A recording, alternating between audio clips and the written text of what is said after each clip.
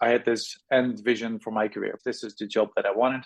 And somehow I got that job. And after 4 or 5 years, it got very repetitive. I wanted to move on. I wasn't sure what I was going to do. Found my dream job. And then I had the interview and I was driving back home. And then I thought, this is not what I want. I don't want to work for this guy. I don't want to work for someone else for another 3 or 5 years. I can't do it. And that's when I decided I'm not going to do it.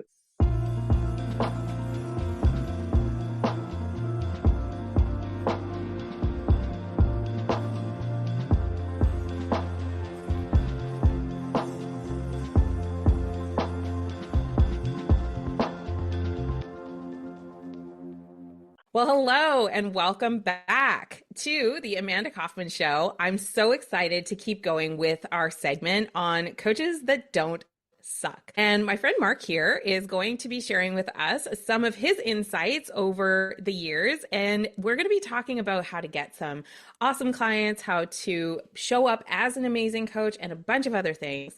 Mark, welcome to the show. Thank you. And thanks for having me.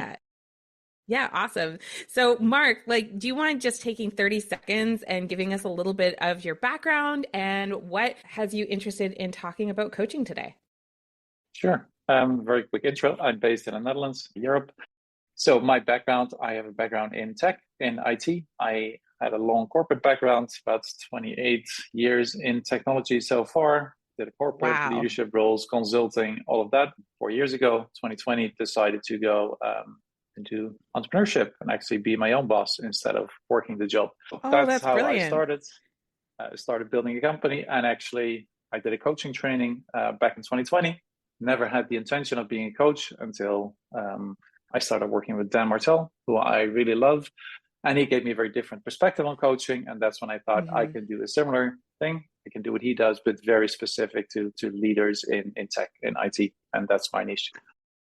I love that. I love that. And I have huge respect and deep admiration for Dan as well. That's how we met, was being in his coaching program. I'm really excited about coaching, and I have been for over 8 years.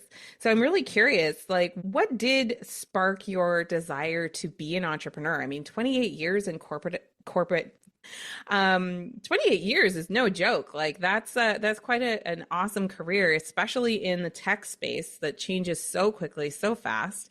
What was it about entrepreneurship that drew you out to that? So, it's a couple of things. So first, I had this career, and somewhere I had this a while ago when I was in my 30s, I had this end vision for my career. When I was going to be in my 50s, this is the job that I wanted.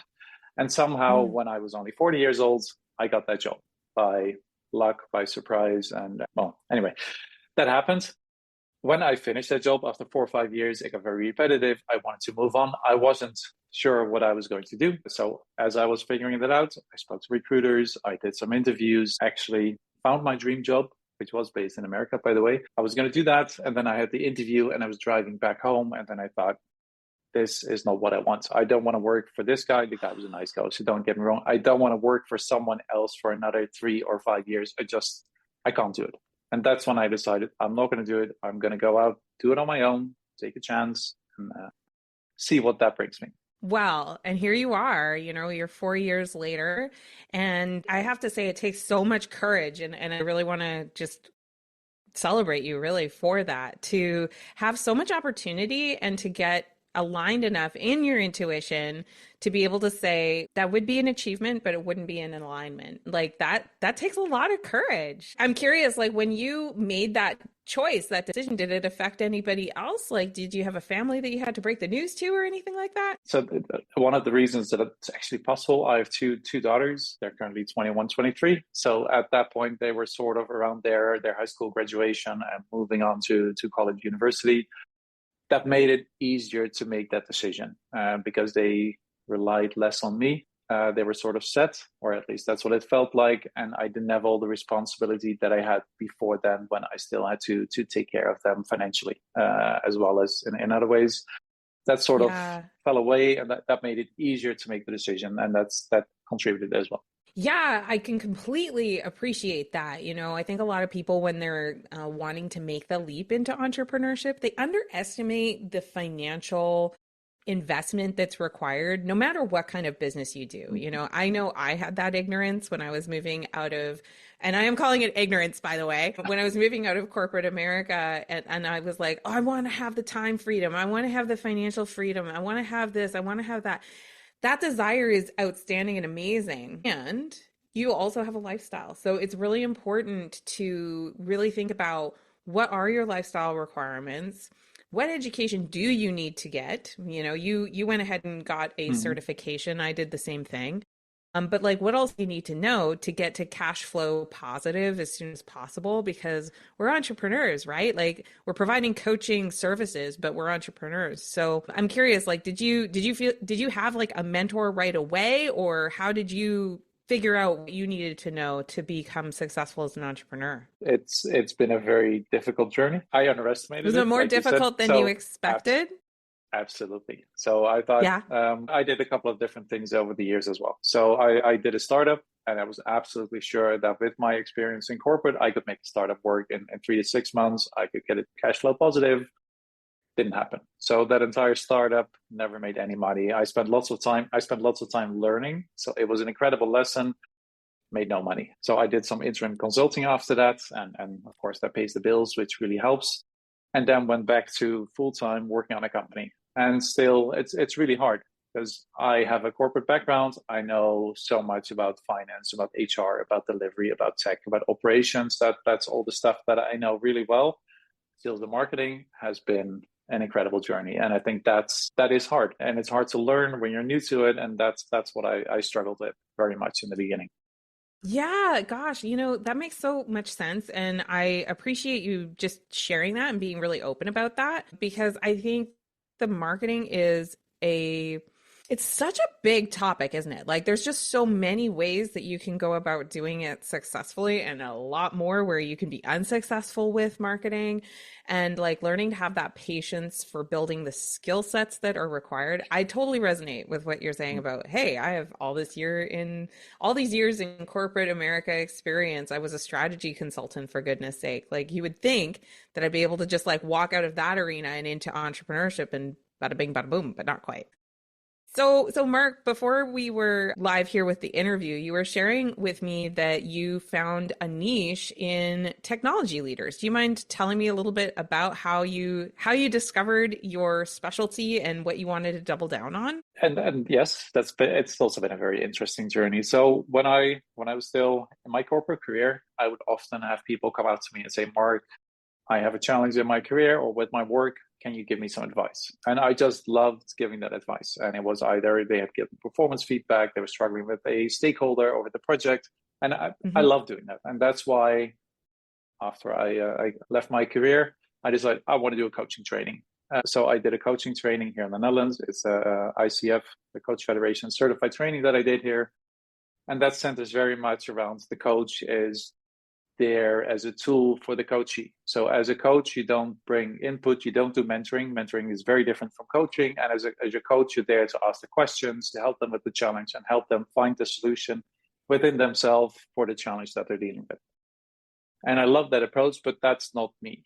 So after that whole training, I decided that's not what I want to do. And then I went on and I did more consulting, and I also have a software development company.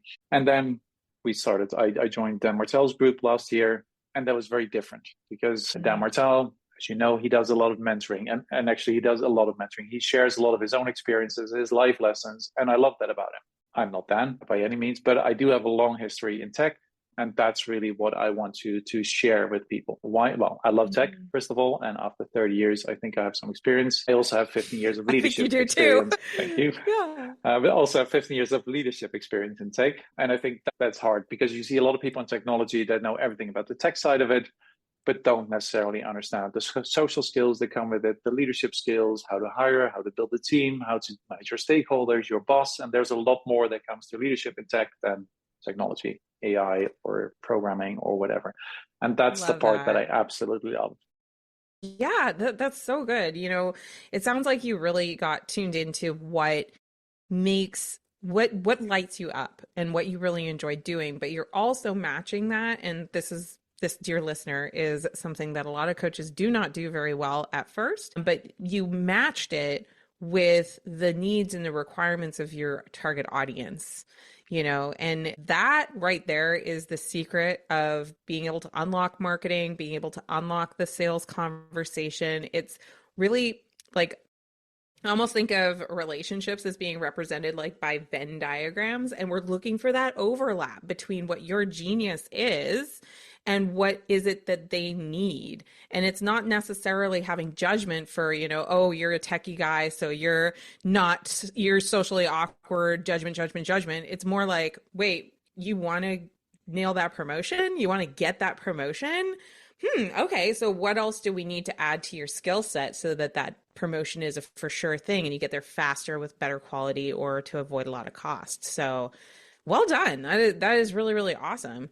So Mark, like if you were to offer advice to somebody who was maybe doing a career change, seeking their alignment, maybe they're starting the third chapter, their kids are gone but they're not ready to retire and they're thinking about doing coaching, like what would you say is your top piece of advice if they're considering it? So I do think a training helps. It doesn't have to be ICF, right, or anything like that, but it really helped me to learn how to ask questions, how to ask the right questions. So it helped me grow my conversational skills as a coach, and a lot of those very powerful questions. I now have a large tool set with a lot of very powerful questions that I can ask in a coaching interview. So that always helps, or at least it helped me. What was really good part of the training that I had was we had a lot of supervised mentoring. So, or supervised coaching. So we did like a small group coaching and it was completely supervised, and there was always someone there to give us feedback, to give us advice, and like, how could we do better in our coaching? And that was incredible. So I would say always start with doing a proper training around all of the tools and techniques that you can use as your coach to help someone else. Yeah. So I'd say that's an absolute start. Second, figure out your niche. You have a lot of people that just want to be a coach. I think it's really more powerful if you have a very specific niche of people that you focus on, like entrepreneurs like between 500,000 and 2 million or something like that, anything like that, or dads, I don't know. But I think have a very specific niche that you focus on that makes your marketing easier, it makes your targeting easier, but also it makes your own lessons that you can share easier to share. I really love that. And I agree. I'm a coach of coaches and I specialize in coaches that are going after their first six figures usually. I think one of the things that I've learned kind of thinking about those lessons is that just because you have a niche doesn't mean that you can't take the odd client that, falls outside of it because you have great rapport and all of that kind of thing. Like I totally get the idea of being very coachy and, being able to pull it in.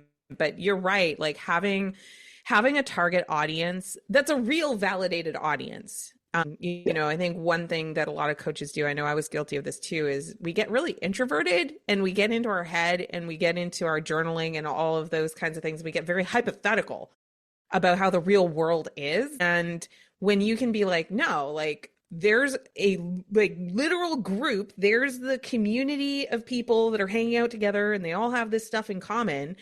I want to serve that group, and I want to serve that group with the thing they want to do, right? And when you get that kind of clarity, you're right. Like the messaging is so much easier. Your methodologies get so much clearer.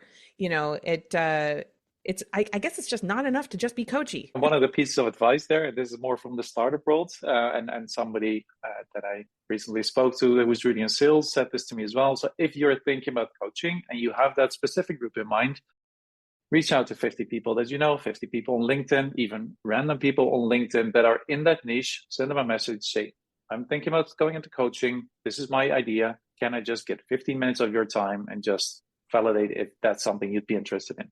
It's going to take you a week to do. Speak to 50 people and you will know for sure if either the niche is there, you get your first 5 or 10 clients, maybe don't, but at least you will have validated. And that's a very quick and easy exercise that you can. Yeah, that's such a powerful one. And I know a lot of coaches, sometimes they're like, oh, I don't want to tell everybody what I'm doing until I'm successful. And I'm like, you got to tell people so you can be successful. Right. And like that's kind of the hard part. So good. So Mark, like, where are you headed? What are you going to do next? What are you excited about? So let me start with where I started. So when I started coaching, and I've been doing coaching of technology leaders for actually a while, just before the summer, I had an idea that really gave me a lot of energy and it really resonated with me. I call it the Maverick CTO. And for me, Ooh. it's leaders in technology. Like I love the word Maverick, and somehow everything that I want to share with leaders in tech just come back in the one word. I think leaders in technology, I believe that they should be bold, visionary leaders, right? Not just leaders that are there with their laptop and do their development, but actually be bold, have a vision. And that's what I really want to do and want to share. And that's also what I make part of my coaching now with everyone that I work with. And I just love the whole concept. It's given me energy ever since it came to mind just before the summer. I love So, that. and I think it's that concept that really stuck with me, and that's what I want to share. And now I get on podcasts and talk about it. I do a lot of content on Instagram and LinkedIn as well to talk about it. I get on stages. I have an event for CTOs here in Amsterdam this coming Thursday. I'm going to be on a CIO panel in 3 weeks, and I just love getting on stages, talking about this stuff, and yeah, just sharing what I believe and my vision for tech leaders. You are living the literal dream, of a coach because I was actually thinking about this just the other day, how important it is for a coach that wants longevity to have a core philosophy. And it sounds like you've discovered that. And what's really cool about your story in discovering your core philosophy is that you let yourself help people in the meantime. You said yourself, Mm-hmm. you've been working with technology leaders for a long time, but it wasn't until this summer that you got the epiphany of this core philosophy that you can get behind. And now you've got speaking. So, do you have a book in there? Are you going to do a book? I don't know yet. So somebody asked me this recently, and I've already started putting a lot of the stuff that I learned and that I share in a big Notion site. It's nowhere I near a book love yet, but Notion. I know it's already starting to come together, like with all the ideas. It's something that I already share. So if anyone is interested, they can reach out to me on LinkedIn or Instagram and just send me DM, say CTO Compass, for example. And that's the start. And I already have the title. If it ever is going to be a book, it's going to be called the CTO Compass. Yeah. So who knows? I don't know. I think you got a Maybe. book in there. I think it's a matter of getting organized and Yeah. doing it because like the hard part really is the core philosophy, right? Because Yeah. you're making a decision about what you're for and you're also making a decision about what you're against. And that can be really scary, especially in the early days as a coach because you kind of feel like all this scarcity of am I going to be able to find people who want to work with me? Am I going to be able to find, enough business to make this thing really work? The authentic truth is that the more clear and specific you can be about what your philosophy is, and then you can repeat that philosophy over and over and over again in your marketing and your conversations and your network, then the more people can choose you. And I had another guest recently ask the question. She said, "Would you rather have 100% of 10 people, or would you rather have 0% of 1,000?" And that specificity of what you stand for and against, that's giving you your perfect 10. It's so Exactly. good. So I love asking my guests this for this segment. What do you think are the 3 things that help a coach not to suck? Okay. Sure. No, and I'm happy to answer. So I think first of all, I think by far the most important. Coaching is 100% about the other person, right? So I think the most important thing that we can do as a coach is just like, we're not there. Check your ego when a coaching conversation starts. Don't go there. Don't get there. I mean, I'd say by far number one, and it's like top out there. So I'd say and I still see coaches that don't have that actually want to bring their ego, and it doesn't work. You're there to help another person get better and get further in life or whatever it is that you do. So I'd say that's the first one. And the second one, and of course, with that, also truly caring about the other person. So I think actually having a personal Excellent. interest and who's on the other side of that conversation is just as important. If you can't bring those two to the table, it's not going to work. So those Yeah. two, and yeah, I think those are by far the most important ones. After that, you get, like all the technologies, the tools that you can use, the questions to ask, like getting skilled. So making sure that you also have your own training, that you learn more, having a coach yourself. Right now, I'm with Dan Martel still, and I love him. But who knows what I'm going to do next year? Maybe find somebody else to coach me. Because I do believe also as coaches, and I was I actually saw that on your Instagram today, and I love that as well. As coaches, we also need coaches. I mean, we should also follow what we preach. And right now, for me, that's Dan. I don't know who is going to be next year, but making sure that you also have someone to learn from and get better. So don't get stuck. Just make sure that you continuously get better as a coach over time. I love it. I love it. You know, the biggest thing that we offer as coaches is this capacity for people to have new perspective. And whether you agree with the philosophy that the coach is just the tool and they just ask questions and they never offer information, or you don't, I think the thing that remains is this idea of the expansion of perspective. And it's so hard to have someone expand their perspective if they don't trust you. And I totally agree with everything that you just said. You know, like if you're not practicing what you preach, why would somebody trust you? If you don't like the person that you're coaching, why would they trust you? Right. And if you don't make the decisions that are ultimately in the highest service, then why would they trust you? And coaching is ultimately a relationship. Yeah. Super. Well, Mark, this has been fantastic. And I really want to just thank you so much for being here. How can people follow you? Like, what's the best way? Yeah, if people are on LinkedIn, Mark Wormgoor on LinkedIn, you'll find me there. On Instagram, Mark Wormgoor as well. Follow me there. Follow me, send me a message, reach out, and happy to chat. Mark, I'm so glad that we connected. I can't wait to see what you do next. I'm eagerly awaiting your book. And listener, hey, go ahead and share this episode with 3 of your coachy friends who are navigating that transition. There were some major nuggets of gold in this episode. And don't forget to subscribe so that you can catch the next one, and leave us a 5-star review because it helps the other coaches and entrepreneurs to find this episode more easily. Thank you so much for taking the 30 seconds to do those things, and we will see you next time.